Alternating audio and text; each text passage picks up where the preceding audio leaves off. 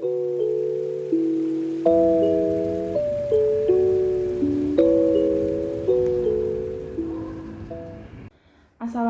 warahmatullahi wabarakatuh. Saya Aufara Farina Nafida dari kelas 3B dengan NIM 2107693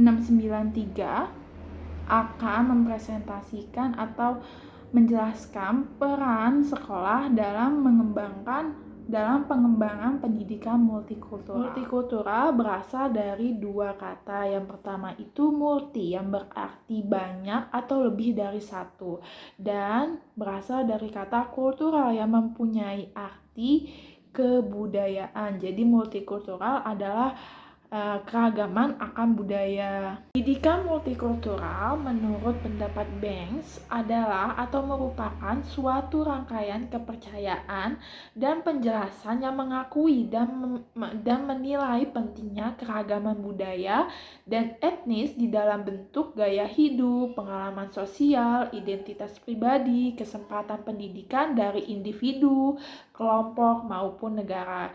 Jadi pendidikan multikultural adalah ide atau gerakan pembaharuan pendidikan dan proses pendidikan yang mempunyai tujuan utamanya itu untuk mengubah struktur lembaga pendidikan supaya siswa, baik itu pria maupun wanita, atau siswa berkebutuhan khusus dan siswa yang merupakan anggota dari kelompok ras, etnis, dan kultur yang bermacam-macam itu mempunyai kesempatan yang sama untuk mencapai prestasi akademis di sekolah atau untuk mencapai pendidikan di sekolah. Tujuan dari pendidikan multikultural menurut Tri Astuti Haryati itu dibedakan menjadi 3 macam, yang dimana ini berkaitan dengan aspek sikap, pengetahuan, dan pembelajaran.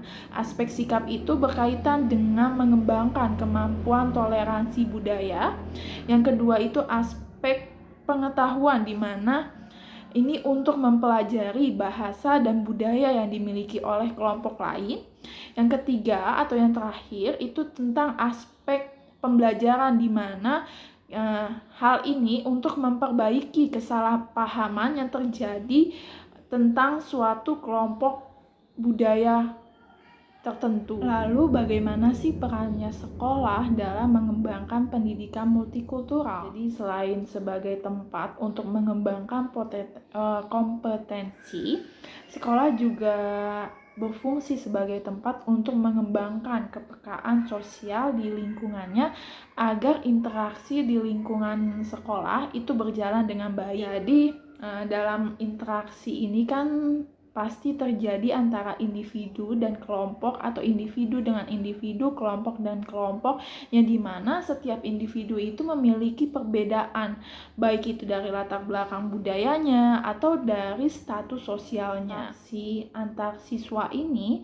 tentu ada peran yang dilakukan oleh guru agar para siswa itu mengerti akan tentang perbedaan yang mereka miliki. Dalam menerapkan pendidikan multikultural, guru itu harus memperhatikan beberapa hal, yaitu antara lain mengenai perbedaan tentang agama, perbedaan bahasa, perbedaan gender, perbedaan status sosial, perbedaan etnis, perbedaan kemampuan, dan perbedaan umur. Kita ambil contoh dalam perbedaan gender dan perbedaan status sosial. Jadi misalnya perbedaan gender itu seringkali di sekolah itu terjadi tentang perbedaan sikap guru terhadap murid perempuan dan murid laki-laki. Jadi pada umumnya itu guru itu bersikap lebih lembut kepada siswa perempuan dibandingkan siswa laki-laki. Hal ini seharusnya tidak boleh karena peran guru ini sangat penting untuk meningkatkan kesadaran peserta didik mengenai menjunjung tinggi tentang hak yang sama bagi mereka. Jadi baik itu perempuan atau laki-laki itu mempunyai hak yang sama.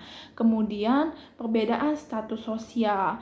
Sekolah yang tempat saya observasi itu menekankan kepada murid-muridnya tentang kepedulian sosial, yang dimana mereka saling merangkul terhadap murid yang mempunyai ekonomi kelas bawah Jadi selain menekankan tentang solidaritas, tentang kekeluargaan atau keprihatinan terhadap siswa-siswa yang dilakukan guru dalam sekolah yang saya observasi, sekolah juga dapat mengintegrasikan pendidikan multikultural ke dalam mata pelajaran di sekolah, seperti mata pelajaran pendidikan kewarganegaraan, IPS, ataupun bahasa dan seni budaya, dan lain sebagainya. Sekian video mengenai peran sekolah dalam mengembangkan pendidikan multikultural dari saya. Mohon maaf apabila ada salah kata dan kekurangan. Terima kasih.